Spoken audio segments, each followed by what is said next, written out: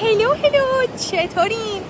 من امروز تصمیم جدید گرفتم که جزئیاتش رو بهتون میخوام بگم. دارم چالش 75 روز سخت برای خودم ایجاد میکنم.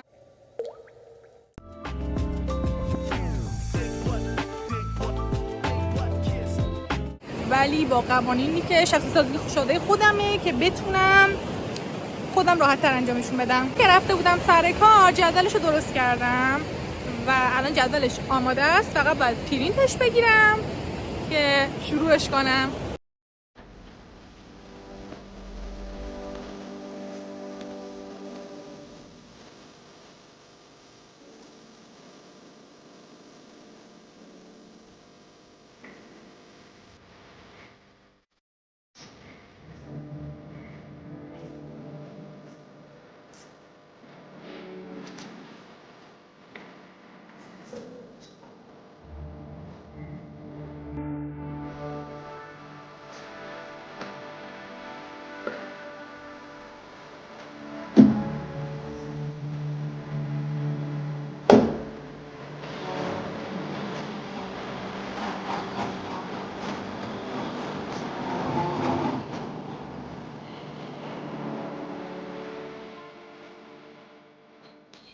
چون که دیگه دیرم شده بود صبحونم رو پک کردم که با خودم ببرم سر کار بخورم.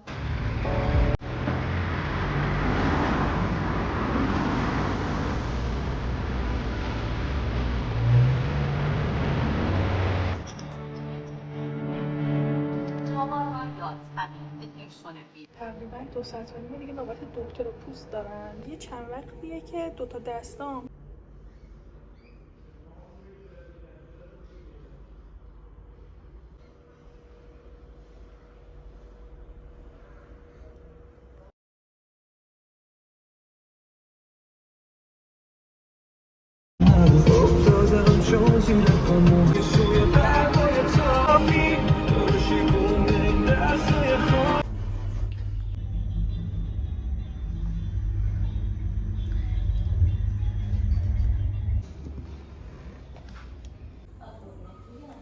نمیدونم به چی حساسیت دادن.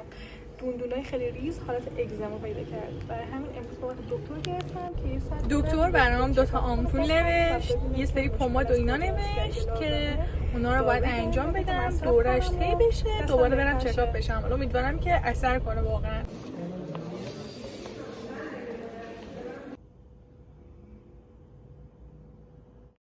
سلام از روز دوم چالش 75. امروز چهارشنبه است و من یه مهمونی برای شام دعوتم.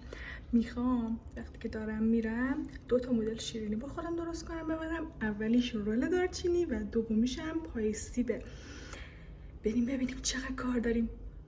برای رژیم من اومدم کالری شماری رو شروع کردم، یعنی یه سقف روزانه‌ای دارم، مثلا بین 800 تا 900 تا. خودم گفتم 800 ولی دیگه تا سقف 900 رو به خودم اجازه دادم بر اساس قد و وزنم.